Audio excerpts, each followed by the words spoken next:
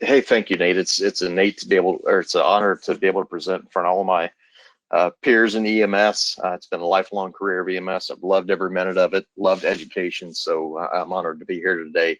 Um, we'll skim through this part. If anybody attended the first session on SimPad, then a lot of this will be review. But real quick about Laerdal. Laerdal started as a toy company who used to make these little rubbery plastic toys in Stavanger, Norway. And the concept of resuscitating was brought about by a near tragedy in the family where Asmund Laerdal's son suffered a near drowning accident. He was able to bring him back to life. And that, with this newfangled concept of mouth-to-mouth resuscitation, kind of prompted the invention of Resuscian CPR mannequin that we've all come to know and love since 1960.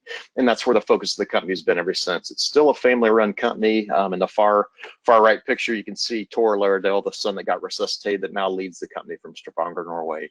The U.S. headquarters is in New York, about an hour and a half north of the city. So at Laerdal, our mission is helping save lives. We're not doing the frontline life-saving clinical skills. That's you in the audience today, and thank you. And we're here to support you in any way that we can. And I'll show you some of the resources available to you. We feel for you, we see you, we appreciate you, and anything we can do to support you, that's our mission.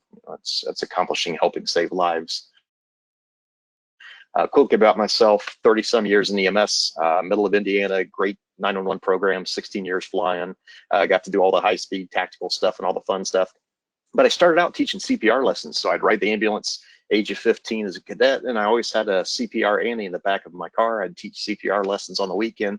And I knew a little bit about Laerdal. I knew it was a good company. I know they made these BVMs that we had to clean in between patients back in the days, back in the early 80s, but I didn't know much more than that. And so when I got a call about 4 years ago that they needed an educator and would I be interested, I was pretty anxious to go to New York. Oh my goodness, coming from Indiana, it's a pretty scary place. And I thought, oh my goodness, this big fancy company. And it was very humbling to arrive. It's an hour and a half north of the city, a very unassuming building that they share with an HVAC company and a daycare. It is still a family-run company, and the reason I like to emphasize that is if you have an issue, if you have a problem with the software, if you want to see something changed, call the company, write the company, send them an email. And it's an amazing place to work, and I'm proud to be part of Laerdal.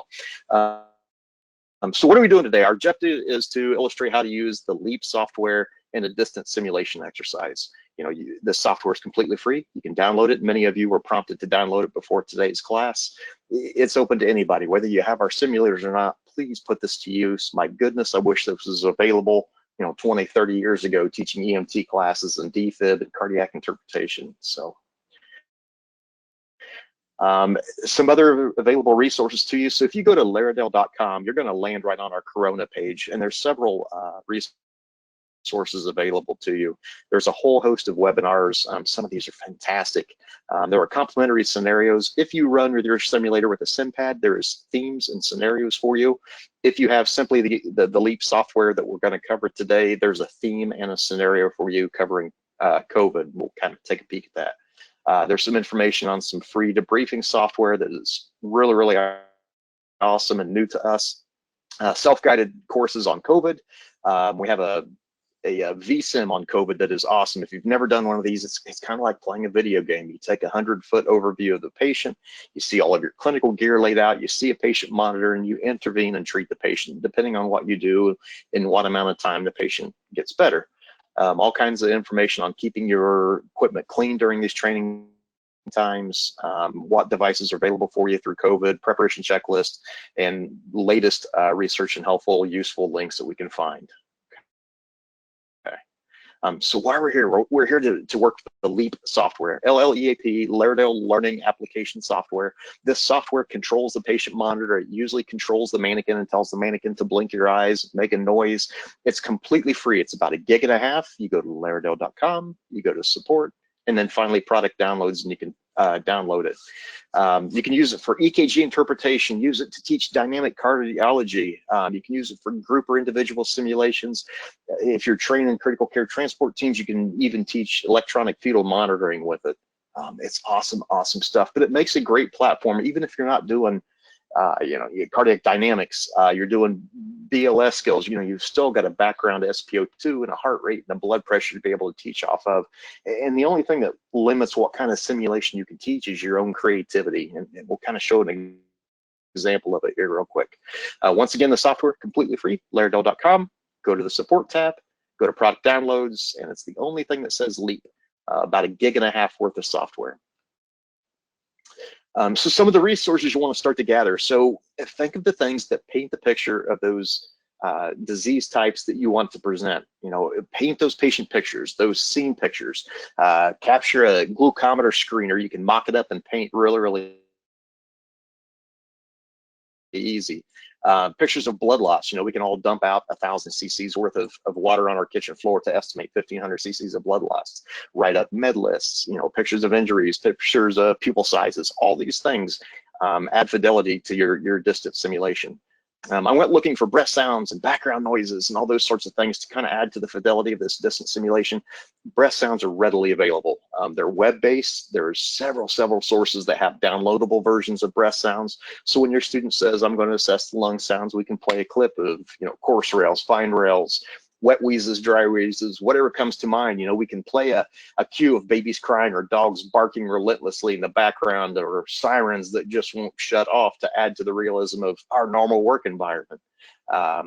We can download vocals, we can record our vocals, and I'll show you how to do these things.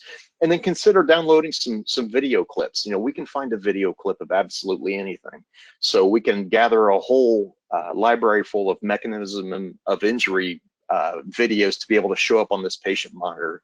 A car hitting a train, a person falling downstairs, hitting their head in the shower on the soap dish, flail chest, anything that comes to mind. We can get a video of capillary refill to show, delayed peripheral perfusion, all those sorts of things. So be creative. While we're talking through this, run through your head the things that paint the picture for that disease process for you, and you can easily make a picture or find a picture online to be able to use. So how do we do this? So I'm going to shrink down my PowerPoint and we'll get to going here.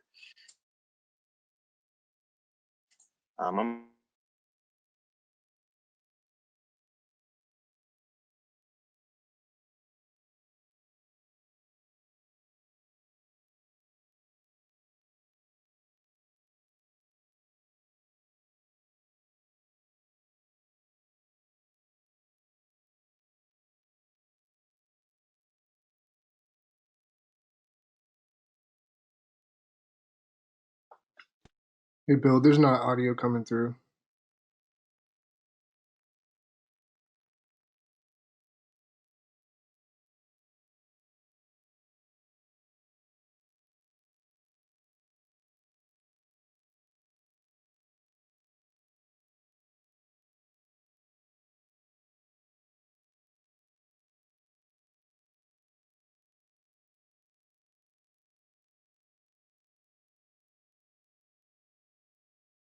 Sit in a recliner, prop yourself up with a pillow, give me your best I can't breathe look, like you're straining for air. So this is my dad that you see in this picture here. But to get a little bit of information, and let me go ahead and start the session so that we can see that. Scooch this over here.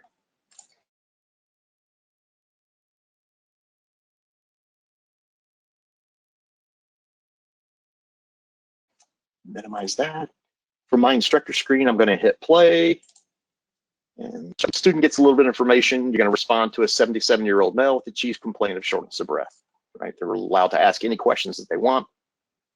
And they're going to see this screen. And so they're going to have to tell me what they're going to assess, right? I walk in the door, I'm going to do BSI, scene safe, number of patients, all those things that we do every single time. And as a facilitator on the other screen, I'm going to document these things because everything I document gets time-stamped in the session log. So there's a whole debriefing component that goes with this Leap software, right? The student says, from the doorstep, I'm going to do my doorstep diagnosis. Let me get my screen mixed over here. And I want to look at, what's the patient look like from the doorstep? So I'm going to pop up this picture. What can you tell by this picture? Well, he's propped up. He's sitting up in a recliner. Looks like he's using some accessory muscles to breathe. Maybe some peripheral edema. Okay, very good. What else are you going to look at? Well, I'm going to approach the patient and see how many, number of words he's speaking in the sentence to determine how short of breath he is. And I'll put on an SpO2. And from the instructor screen, I can turn on this SpO2 sensor for him. I've already got a number programmed. I'm going to go ahead and click it, and the student will see a live SpO2. Right? SATs 92, they can determine what they want from that. And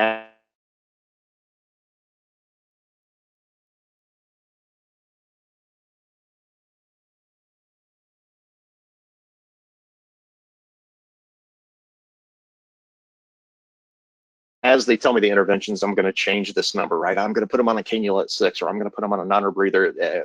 Ugly old forehead, standing over the sink, squirted myself in the head with a sprayer, looks like diaphoresis, right? The student can determine, oh, okay, the skin's.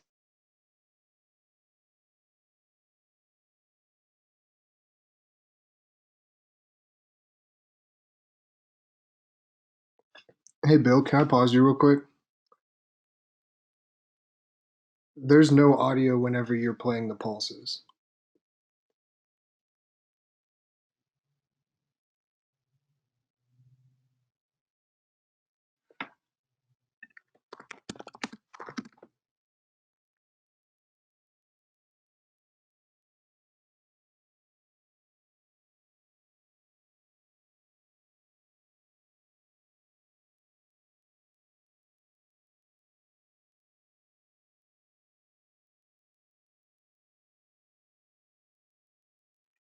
Hey, Bill, can you hear me talking?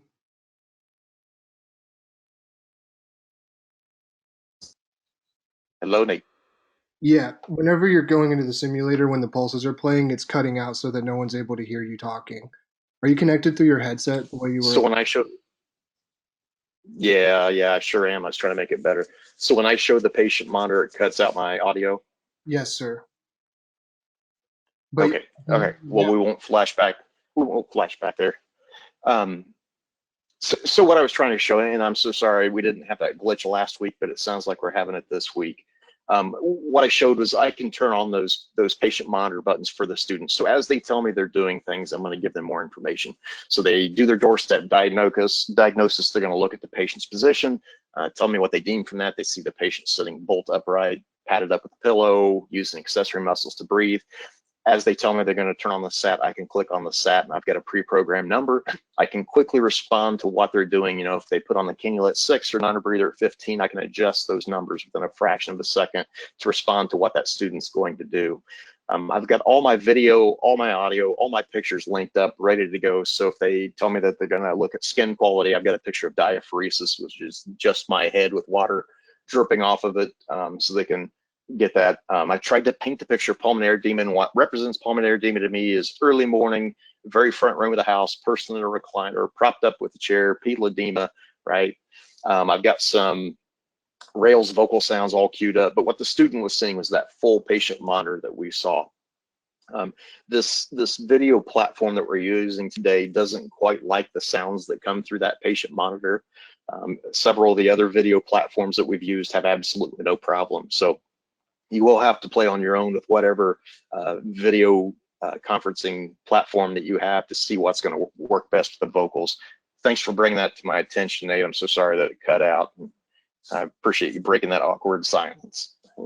So as the student does things, they're going to see vital signs change. And I've got a couple states built into here, and it's up to me as the instructor to change those states. So I've got a decompensate state, right? They've had enough time to look at them. They saw the initial picture of the patient. They saw that their skin was sweaty. I've played the vocal file of course Rails that I easily downloaded off the internet. They saw the pitting edema picture, so they should start being able to put this together, right? We've turned on the blood pressure. You can see the blood pressure right here that they would have saw. They saw heart rate. They know that the patient's in AFib if they looked at that strip. Part of that patient monitor is a 12 lead button. If you click the 12 lead, it's going to give you a full printout of the 12 lead. There's nothing you have to do as the instructor. I, as the instructor, pick the underlying rhythm. If it's an MI, what kind of MI, how much ST elevation. And if the student clicks the 12 lead button, or if we click it form, it's going to build all those reciprocal changes around it. Nothing we have to do more. Pretty handy. So I've got this decompensate state, and I know that this AFib, it's going to go to 132. The heart rate's going to slow down. The patient's going to get tired, right? They're really, really straining to breathe. Pressure's coming down, SAT's dropping. So I'm going to activate it, right? I see the actual number. I know that I've set that heart rate. I want it to wind at 132. The student's going to see a number that kind of bounces around 132. They've built in normal variance, so that heart rate that the student sees on that other full patient monitor screen is going to be 128 to 136. They build in normal variance. Even though I told that SAT to be 90, the student's going to see a SAT on their end that bounces between about 88 and 92 to build in normal variance. And all the time I'm documenting, right? Stretch this up here just a little bit and get rid of this, right? I've got this comments box down here, and I can type in specific comments as the student and I are talking, right? This up here so I can see just a little bit better, right? I can pick a popular comment, hey, great job, and post it. Student failed to assess the scene, and all these comments are getting time stamped and put in our session log. I've already built in the treatment that I would assume they'd do. I'd assume that they'd put their gloves on, and they'd assess the scene. They took vital signs at 3 minutes in. Here we are 5 minutes in. They finally auscultated the lungs and administered oxygen. And all these things are being put in our session log. It's pretty handy. I've got a third state built into there called an improvement state, and it's up to me, and the student can't see any of this. This is just the screen for the facilitator. What the student's seeing, once again, is just this big, huge patient monitor screen in front of them. And it doesn't have to be set up like this. You can change the colors of these waveforms. You can make it a lot fancier. You can put it in PHs and ICPs, or you can simplify it just to a heart rate and a SpO2 and a blood pressure if you wish. It's not all about treating the monitor. This is just a platform to be able to deliver simulations. And the fidelity from it comes from, throwing in the pictures of the diaphoresis and the patient position and the number of words spoken in the sentence. Those are those things that's going to drive home the simulation. So I've got this improvement state. The student did the right thing. They give them credit for giving their nitro. They put in the line, nitro, Lasix, albuterol, whatever the student's going to do. And I can activate this improvement state, and slowly over time, the patient gets better, right? We've kind of reached the endpoint of the simulation. I can stop the simulation. We can go to debrief, and we can discuss, why did you give nitro before you took a blood pressure? Tell me about that. It's a great, great platform. Any vocal sound lives right here, and I'll show you how to get to this Leap software, and we'll talk about how to manipulate these things. With this web platform, I'm a little hesitant to click on these because it's going to obscure every other sound. So to be able to do this on their own, everybody was asked to download Leap software. If you don't have it, you can go to laerdal.com, support, product downloads, and download Leap. Once again, it's about 1.5 gigs to be able to do this. So let me X out of here. I'll just go ahead and stop and get out of here completely. Stop. And we'll exit. Okay. So go to meeting bar is right in the middle of things. I got to move her out of the way. Okay. Close down all my stuff so we can start again. There we go. Okay. So real quick discussion. When we start this software, it's going to ask you, do you want to operate in automatic mode? Do you want to operate in manual mode? It's just like buying a car. And you should be able to see this screen. Is that right? With all the smiley faces, Mr. Nate? Yes, sir. Okay, great. So when you buy a car, you choose either an automatic transmission or a manual transmission. Automatic mode means you've purchased a scenario, you've written a scenario on your own, you've downloaded one of those Kovan scenarios to run with your staff. Those are awesome, by the way, and if we have enough time, we'll play that thing through. But in an automatic mode scenario, the patient starts out, in its simplest form. If this is a hypoglycemic patient, the patient starts out sick, they're mumbling, their eyes are half closed, they're tachycardic, the blood pressure's low. And the only thing you do to drive a scenario as a facilitator is watch the learner and give them credit for the things they do. They, assess LOC, they start a line, they check the blood sugar. And when I give them credit for giving D50, it tells the simulator, hey, open your eyes, slow down your heart rate, increase your blood pressure, stop mumbling, say thank you, right? If I don't get to that D50 button within, let's say, 5 minutes, it's going to tell the simulator, close your eyes, stop mumbling, go unconscious, increase your heart rate, drop your pressure. And it's not me changing those vital signs and having to do those things. It's the software, right? The scenario is built around that. Do the right thing, the right amount of time, and the simulator gets better. And it's nice because scenarios are reproducible, right? Every single student gets the exact same experience. If you give the D50 within 5 minutes, your patient gets better. But it doesn't allow time for teaching moments. So if we're doing this for a formative simulation, you might consider using manual mode themes. And I'm not here to tell you right from wrong, and there's a place for both of them, and everybody has a favorite. But on the other side of the screen is this manual mode theme, and we could have that same diabetic, right, hypoglycemic patient, but I've built states in there, and that opening state is a semi-conscious diabetic that's mumbling, tachycardic, blood pressure's low, sweating, eyes half closed. In that simulator, and those vital signs on that big patient monitor screen that they're seeing is going to last like that from now until the end of the workday. We have all the time in the world to talk through treating that patient, the signs and symptoms of diabetes. I built another state into there, right? It's called decompensate. I click decompensate and I tell them to activate, just like I was changing states in the pulmonary edema theme. Simulators, eyes closed, heart rate goes up, blood pressure goes down on the patient monitor in front of them, alarms start going off. And whether the student gives them D50 or glucagon or feeds the patient, whatever the case, right? Might not be my way, but it's still an accepted treatment for hypoglycemia. I tell the simulator here, activate improvement. Simulator opens its eyes, slows its heart rate, increases its blood pressure, says thank you, right? So you have to make the decision, are you driving in automatic mode with the scenario, or are you going to operate on the fly, which most people use for manual mode, all right? So enough of that.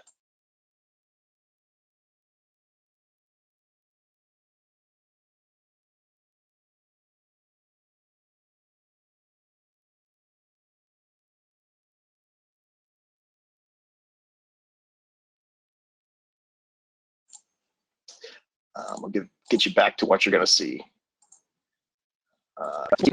And for those of you who have downloaded this software, you may get a message this time that says, you have to have a LEAP license in order to use that. If you get that, you need a LEAP license in order to go any farther. If you look down in the bottom right-hand corner, there's some turquoise words that says advanced options. And if you click on those advanced options, it says add LEAP license later. It's just telling that software you're never going to be connected to a simulator. This is for training only. And so just remember that if you get to that part. All these boxes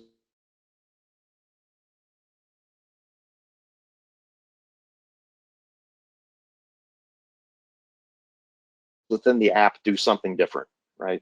There's all kinds of great stuff. One thing that I want to point you to way down, this is your pantry. It shows you where everything's stored and organized. And I'm going to open up my folder path editor.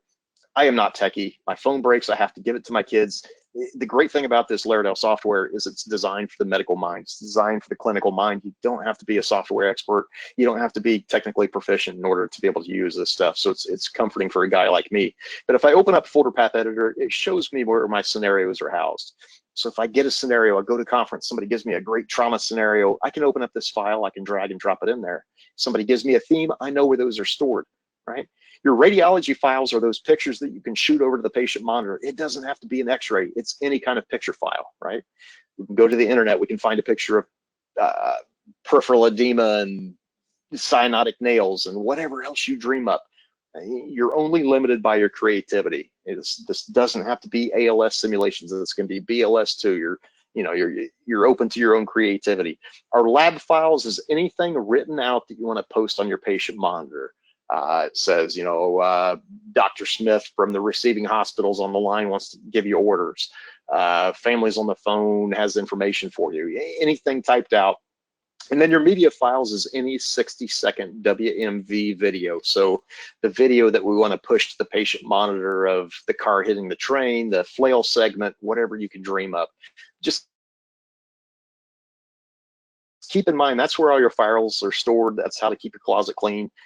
It's pretty handy to find where to put stuff to run your simulation and where your software is going to go to look for those picture files to be able to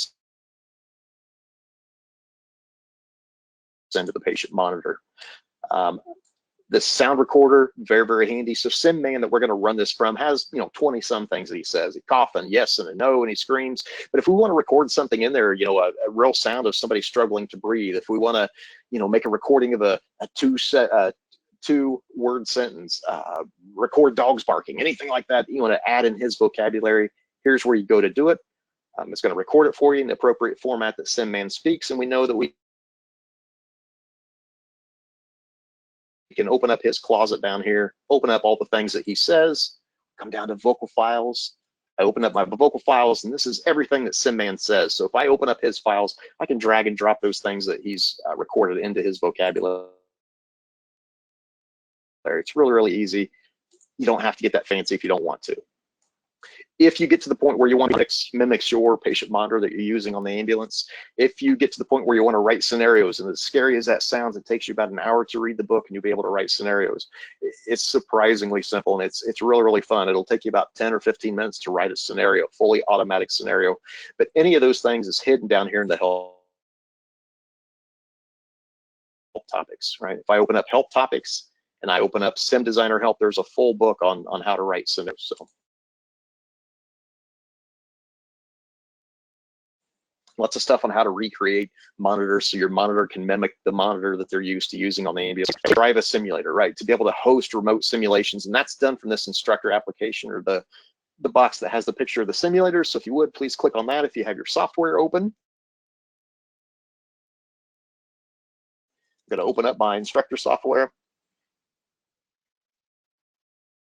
This was the real software. If we were in a sim lab, it's never going to show me this screen. It's going to see all your simulators turned on, and it's going to connect to a live simulator. But since this free software, we really can't run a simulator. We're always going to choose to run a local computer and a virtual simulator, right? So we're going to click local computer, and it's going to give you every simulator that Laerdal makes. Even though you may never own a SimMom, one of the mannequins, you can run the software virtually, and you can show a whole classroom screen of the EFM, right? So we can talk about, when mom has a contraction, when's the appropriate time for a baby's heart rate to slow down, and talk about some of these topics. But for now, I'm going to choose SimMan 3G. He's one of our most high fidelity simulators, gives us the most options. So I'm going to open up a SimMan 3G. At this point, if you're using brand new software, you may get a question about select debriefing system.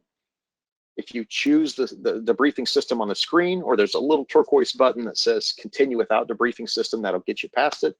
And if you're using this for the very first time, it wants you to select a profile. What part of the world are you in? And if you just select US user preferences, it's going to get you past that. So it wants to know, how do we want to drive our simulation? How do you want to drive the car? Manual mode means it's on the fly.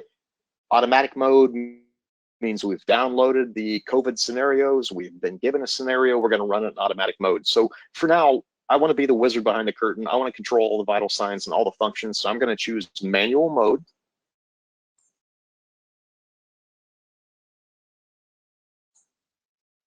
And this is a great time to stop. Nate, do we have any questions flooding in? Is there anybody, any overarching questions we need to address?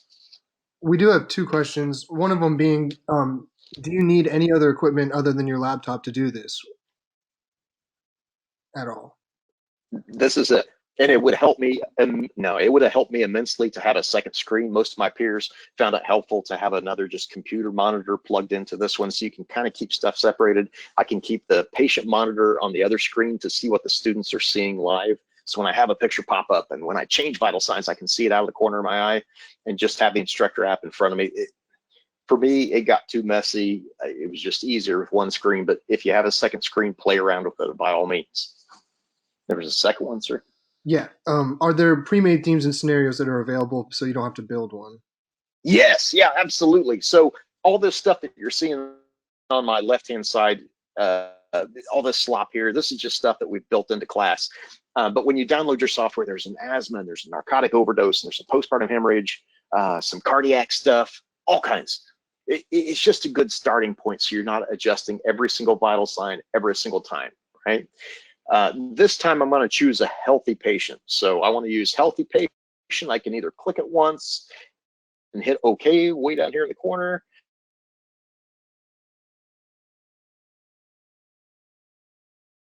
or I can just double click healthy patient. So I'm going to double click healthy patient, blank slate, SimMan's perfect, and when it's on for the student to view, everything's going to be completely normal. And this always takes a certain bit of time. It may ask you, hey, choose your debriefing system, and you can choose continue on without a debriefing system, right? And it's going to bring us to the screen. Do you want to edit this? People wrote to Laerdal and they're like, hey, I'm tired of starting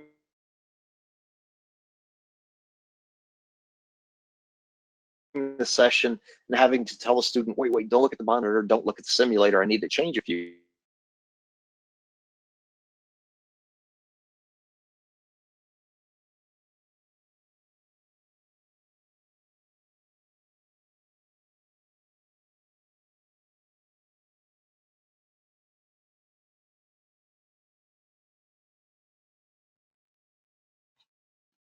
Bill, I think we lost your audio again.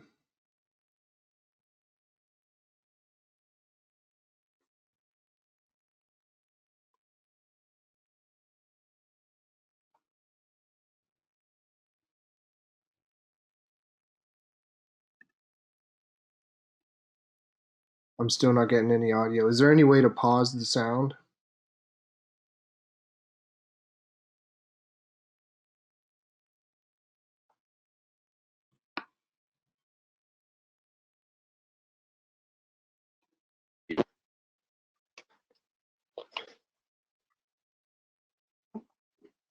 I can hear you talking now. It's coming through glitchy, but it's coming through. All right.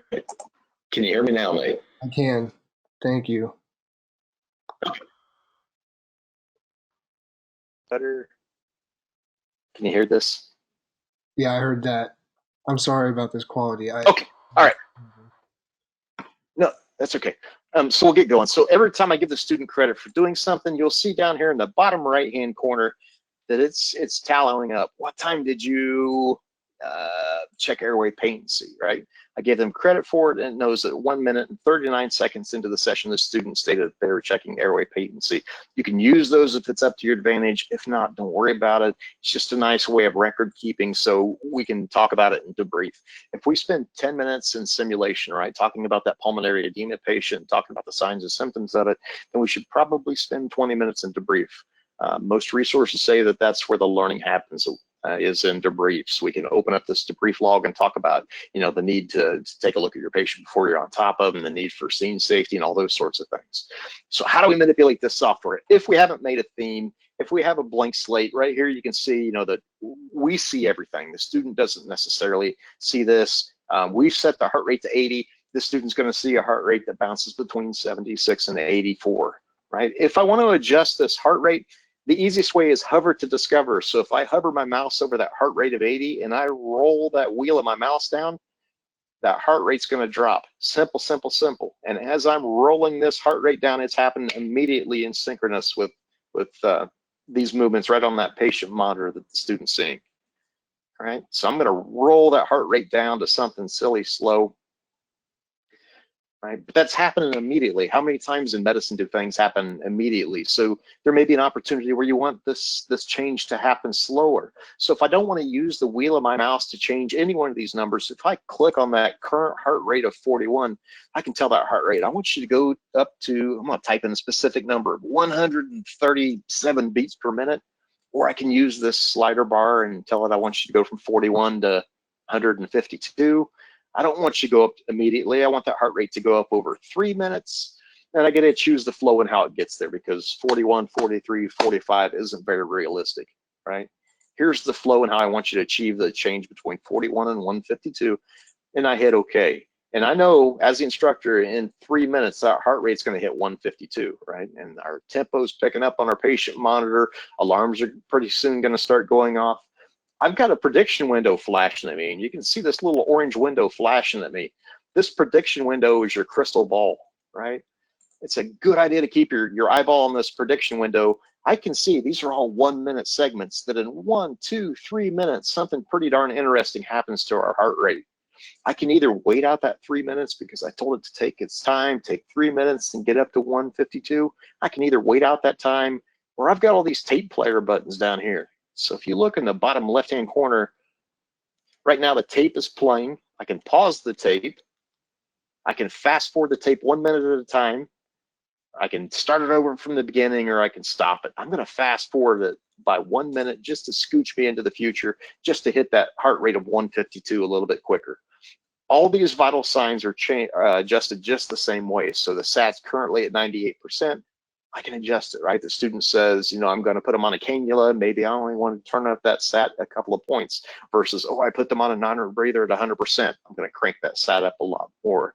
So you can rapidly adjust to anything that student's going to do. And it's hard to foresee what your students are going to do, right? We expect for them to get medicine A, and the student comes up with medicine Z. So it's really easy to react to those things. Oh my goodness, he pulled this drug out of the cabinet. I'm going to drop the pressure by that much, right? We can adjust the blood pressure easily if we hover to discover. right? We use the wheel of our mouse to adjust that blood pressure. And remember, the student's seeing this big old huge patient monitor right in front of their eyes, and these changes are happening immediately. One of the coolest things that you can do with this software, if you're a cardiac nerd like myself, they give you a plethora of rhythms. So our running rhythm is this sinus tach at 152, but if I click on that rhythm, it gives me all my other options that I can throw in there. People wrote to Laerdal and they're like, that's a nice sinus rhythm, but it's not the sinus rhythm of a 60-year-old person. So now we have sinus 60-year-old. All your MIs, I can choose what kind of MI it is. I can change how much ST elevation, right? I can change, let me scooch that up there. I can change what lead the student sees in. And remember, there's a 12 lead button on your patient monitor. So if your student clicks the 12 lead button, it's going to build the other 11 leads with all the reciprocal changes around it. I can throw in all kinds of ectopy. Your blocks, you can choose your conduction ratios. I mean, you can get as in the weeds cardiac wise as you want. It's really cool software. Keep in mind, if you choose a lethal rhythm, if you pick the VFib, if you choose asystole, if you click this little well-hidden EMD PEA button, blood pressure is going to start to plummet, SAT's going to start to fall, alarms are going off on the patient monitor that the student is viewing. It's really, really easy to make these simulators go in arrest. It's a lot tougher to bring them back to life.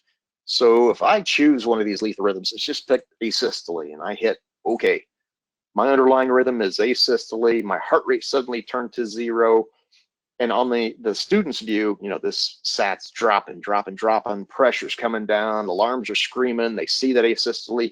It's not as easy. I can't just click that underlying rhythm, tell them I want it to be in something that's perfusing, right? There's a sinus rhythm. Well, yeah, we've put electricity back into the heart, but we still don't have any squeeze. Notice our eyes are closed if we were actually connected to a simulator. Right? So even though I told the heart to beat again, even though I told it to have electricity, the software is not going to let me change the SAT because we don't have a blood pressure. So I have to elevate the blood pressure, crank this sucker up here, something like that over that. Ooh, that's way close, right? And now I can turn up the SpO2. There's a lot of work built into it. The two things that people forget is if you're hooked to a simulator, they always forget to open the eyes. But the second thing is they forget to tell their simulator to breathe again. Notice our end tidal waveform is flat. So if I come to our respiratory rate, I crank it up to something that's going to bring us back to life, right? So we're amongst living in, we've got a perfusing blood pressure that'll perfuse our fingers so we have a SAT. You're going to get yourself in trouble. If you're tampering with this long enough, you're going to hit the PEA button or choose some lethal rhythm and be like, oh my goodness, just bring this thing back to life. Got 20 students staring at me. If you paint yourself in a corner and you can't figure out how to get out of it, the theme that we're in is a healthy patient theme. And the only state within this theme is where everything is normal and grand. So if you get yourself in trouble, if you reactivate all normal, it tells the simulator, hey, open your eyes, breathe it 12 times a minute, have a nice, beautiful end tidal waveform. In this waveform, if you're teaching end tidal, you've got all this changes we can make, right? We can talk about shark finning and all the things around it, end tidal. So you know your prediction window, keep an eye on it. If you're running an automatic mode scenario, it's a great idea to keep your eye on this prediction window because you'll know when that patient's going to decompensate. You'll know when that patient gets better because you'll see it off in the future, okay? A couple other things. So cardiac tab down below the patient monitor. If you don't want to change your waveforms at the top, here's another way of doing it, right? Right now I'm running in a sinus rhythm and in my waiting rhythm, there's nothing assigned. So I'm going to choose my running rhythm as VFib. And my waiting rhythm is going to be sinus rhythm. There we go, right? If that simulator gets shocked, right now it's twice at 150 joules, that rhythm's going to convert to a sinus rhythm with a heart rate of 80 and a blood pressure of 120/80. You can build all that stuff ahead of time. This is virtual software. So one of these monitors that you have to choose from is a defibrillator monitor where this whole side of the software is the student sets the energy level, the student hits shock or sink in shock or pace. And if they crank it up to 150 joules and shock them twice, this software is automatically going to convert that rhythm. If they don't do it, if they don't shock the patient, we've got this well-hidden swap button where we can change that rhythm form. I just went from VFib to sinus, heart rate 80, blood pressure is 120/80, life is hunky-dory. Pretty handy software. So there's a couple ways of showing this patient monitor. Depending on your display settings, you'll need to look at whether you share everything that's on your screen or whether you extend your desktop, and it's just a Microsoft Windows laptop setting, right? We don't want the students to see all of our personal email and all that junk that you saw on my desktop. I would rather extend my screen, and anything that I slide off the side of the screen is the only thing that goes to the projector or gets transmitted virtually in this case. So if you want to pull any of these boxes off, if you come to View and you hit Arrange Windows, all these boxes are going to pop out at you, right? So I can undock. There's a little undock button on this patient monitor, and maybe that's all it takes. Maybe this is the monitor you want to use. So I can take this, I can slide it off my screen. When we get back to class, I can slide it up to the projector, or I can slide it to my second screen if you're doing one of these distance simulations and be able to show this. If we would have started a virtual sim mom instead of SimMan 3G, this whole box up here is mom's contractions and how the infant's heart rate responds to it. So it's pretty darn handy to use for that. Let me get things back together. So I've messed stuff around here. Everything's out of order. They make it paramedic proof. If I click load layout and I tell it, hey, reset everything back to where it's supposed to go, reset it back to default, puts the monitor back where it's supposed to go, puts everything back where it's supposed to go, and I need to come to View and unclick that Arrange Windows, and it makes it tamper-proof where I can't undock anything anymore. Notice our session log is locking up here, right? We've checked pulses and breathing and changed blood pressure and all these sorts of things. These things are all time-stamped, and we can use it in the debrief afterwards. Into the fancy stuff, so we know how to make noises. I've got crickets chirping, and I've got sirens, and I've got bar fight noises, and babies crying, and audible rails, and all these sorts of things that we can play to increase the fidelity of our distance simulation. If you want to send a picture, a video, something typed out, if you come to File, all the way up here in the left-hand corner, File, and Transfer Media Files, it asks you, do you want to send a picture, do you want to send a video, or do you want to send something typed out? And I showed you in the folder path editor, our sock drawer, our pantry, where all these files were stored. If you've not put anything in there, you've already got 270 x-rays that you can choose from, right? So we can choose any kind of picture. I can open it up, and the software wants to know, how do you want to send it to the patient monitor? If you click Transfer to Learner's Monitor, boom, it's over there in a fraction of a second. I can get rid of it. We don't see it here because I know what I've sent over there, and it's going to pop up on the other screen like it did when we first walked into this room. Pretty darn handy. So be creative. You're only limited by your imagination. You know, all the fractures and skin conditions, and oh my goodness. So here, so at the end of it, you know, we've documented a few things. You didn't assess scene, you didn't check number of patients. I'm documenting all these things. When I go to hit stop this simulation, stop her here, it's going to ask me, hey, do you want to go home for the day? Do you want to start a new session, or do you want to debrief? If I click debrief, it's going to open up the debriefing software that's already built into there. And let me see if I can pull mine up here. And it will open up a debriefing file that looks something like this, and it's called Session Viewer, right? If you didn't take the time to put your students' names in, or my names, I could put it in there. My name's Bill, I was the instructor. The students were Fred and Lisa, right? If I hover my mouse over any timeline in the vital signs, it's going to show me what was on the monitor. You know, hey, tell me what happened right here before that heart rate took a dip. Your heart rate's at 138, stats at 98, respiratory at 24. Where the learning part comes in is this event log. So every button that I took the time to click, and this is the COVID scenario, you know, I gave them credit for starting an IV at 23 seconds in, and 25 seconds in, they administered oxygen. Any comment that I made is going to line up here. I can edit any of these comments. Oh my goodness, you did say that you were going to give a medicine at 17 seconds in. I'm sorry. Let me give you credit for a drug called epinephrine, 1 milligram, and I can add it to the debriefing file. I can take things away, but it's pretty darn handy. So now we can show this in the auditorium. We've got a save button where we can print this off. And if you get to the point where you're purchasing automatic scenarios, a lot of those have feedback. If you didn't assess the scene, it's going to give you a big red X that says, hey, you need to assess the scene to protect you and protect your partner, right? You got to wear your gloves when you go in every scene just to keep yourself safe. So we can print this off. The student can review it. We can save it to their electronic file. We can show it in the auditorium if we have a video camera hooked up. The neat thing about hooking up a video camera is it integrates each one of these comment with that moment in time. So we can just play this from the get-go, or we can go important comment by important comment. I took the time to enter a comment of, hey, great job. I can fast forward to that comment by clicking on it. It's going to bring us to that moment in time on the video so we can review that great thing that they did and we can reinforce it. So that's how the debriefing system works. It's one of those little boxes in the Leap software, and if you take the time to download it, it's going to be part of it. We got about 4 minutes left before we need to start asking questions, but I want to see if I can find this COVID scenario. So I'm opening up Leap again. These are all our boxes. This is that debriefing box that's built into there that opens up as soon as we're done. We tell it we want it to go to debrief. I want to drive another simulation, but this time, instead of doing a manual mode theme where it's a completely blank slate, I'm going to open up an automatic mode scenario. Let me know if my audio kicks out here again, Nate. This platform doesn't like me talking, so. No problem, I'll let you know. Here we go, we're opening up. Okay, and so once again, if we had a real simulator in the room, this box would say, hey, you've got 5 simulators started, but with this free software, we really can't drive a simulator.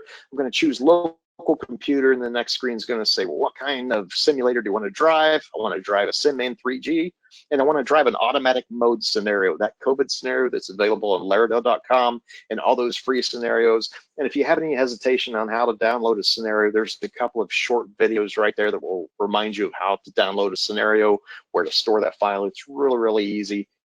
Don't be scared by this stuff. They make it paramedic and nurse proof and RT proof. It's really easy to use software, even for a guy like myself. So I'm going to drive an automatic mode scenario, and I want to find that free COVID scenario that I just downloaded from Laerdal.com. It's looking for all my scenarios. Here's my suspected COVID-19. That's the one I want. And before the student gets to see it, I'm going to read through the scenario outline. It talks about, the learning objectives for the scenario and what happens to the patient. This is the learner brief that's going to pop out on the patient monitor. It will show a picture of the patient, kind of give some of her stats. Getting ready to take care of Grace Smith. She's 35-year-old, cold symptoms, fever, yada, yada, yada, right? That's the one I want. I can either double click it, or I can click it once and hit OK. And the scenario is going to start. Now, once again, the student's not seeing this whole screen. We've started up a patient monitor for them to view.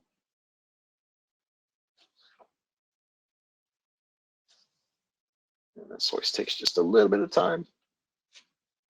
There we go.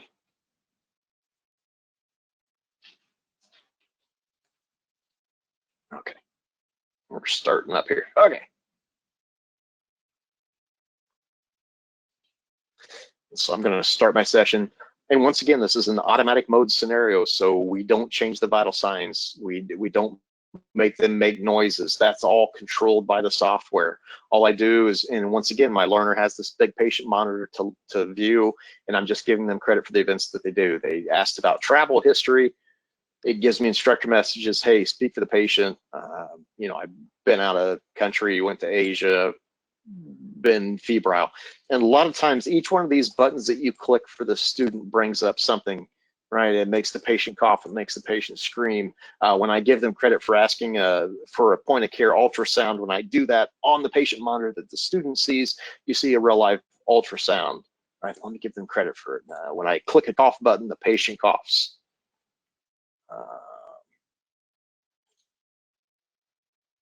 Let me know if my audio dropped out, Nate. You're still good. Can you hear me, Nate? Yes, sir. Okay, woof. If I click a chest x-ray is going to pop up on the patient monitor, right? So I have all these different states, and it's controlled. It's controlled by the events that the student does. So if the student does the right thing, and right, we finally get to the point where the patient's deteriorated so much with the SATA 84 that we intubate them, we're going to see that patient start improving. I've got my prediction window open. I've got my crystal ball so I can see those vital signs changing, right? I can see that heart rate's going to go down once they've been intubated. And that's not me changing those vital signs. It's driven by me giving them credit for realizing they need to intubate that patient. So one of the ways to see that patient monitor, we can pull off this patient monitor by hitting view, arrange windows. But if we come to tools, and we click patient monitor, we can pull up any patient monitor. And my audio may drop out. Just let me know, Nate, if I go quiet all of a sudden here. But I'm pulling up the patient monitor that the student would see. This is what I share with the virtual learner. They don't see all of my instructor platform, right? They just get this big patient monitor. And this is what they would have saw. Can you still hear me, Nate? Still can hear you, yep. Nate, can you? Oh, beautiful. Okay. Here's the patient's name. It's Grace Smith. If I click Grace Smith, and I can see her whole patient's story.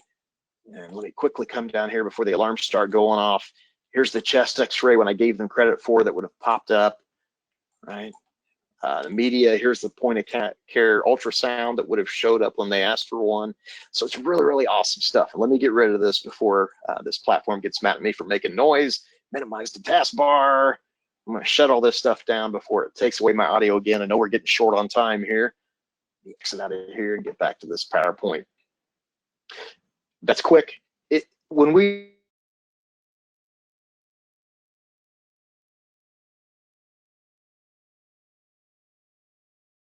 show up to teach people how to use Leap software, it's an 8-hour class. I talk fast. I have to talk fast to get through that. But there's Laerdal has a whole archive of videos on Leap.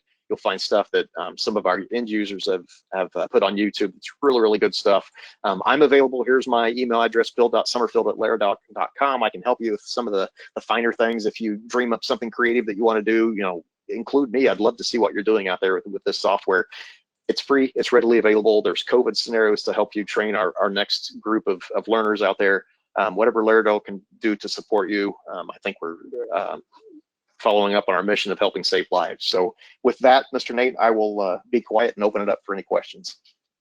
Yeah, our first one was, is there a Mac version of the software, or is it PC specific? It is only PC specific, but I've seen some high functioning tech folks who, and I don't know, I'm not a computer person, but somehow on their Mac computer, they're running Windows programs and they were able to make Leap work. And I hate to speculate how that works, but that's how they did it. All right, great. So the next one was someone following along and curious about how you're able to show the patient monitor on a second screen. They're getting an error message whenever they try to start up the patient monitor. This may be something that they need to contact you about separately since you're kind of out of that, but if you're able to answer, then. Yeah, and so if they want to send me like a picture of what error message they're getting, I can help them with that.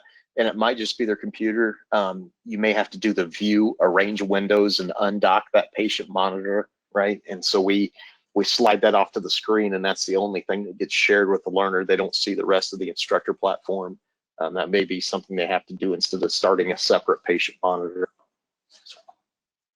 All right, awesome. The next question is, are there BLS scenarios that don't include ALS interventions? So yeah, we have a whole host of scenarios, Laerdal does, and there is scenarios targeted to the BLS learner. But once again, you don't have to use entitles and art lines and all that kind of fancy stuff, right?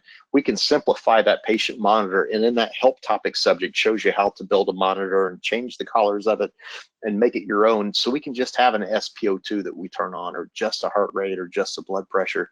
And so it's up to you to be creative to, those skin presentation pictures and how many words a minute somebody's speaking. I mean, all those assessment pieces you can add to it and get the point across to the BLS level. You don't have to get, it's treat the patient, not treating the monitor. Having the monitor is nice that we can read rhythms, but it's not absolutely mandatory. Awesome, thank you. And the 8-hour presentation, the demos that you were mentioning about how to use Leap PC, is that all available online, or is that sort of just pieced together from people posting demos? Yeah, so that would be something you contact your area client executive for. Depending on what area your country in, just contact me and I can get you in touch with your client executive, and they'll be able to provide you information on, how to write scenarios. We give those classes. We give classes on how to run your simulator, or how to use the high fidelity points of the Leap software. So those are all things that we provide. That's my full-time job, is going around the country and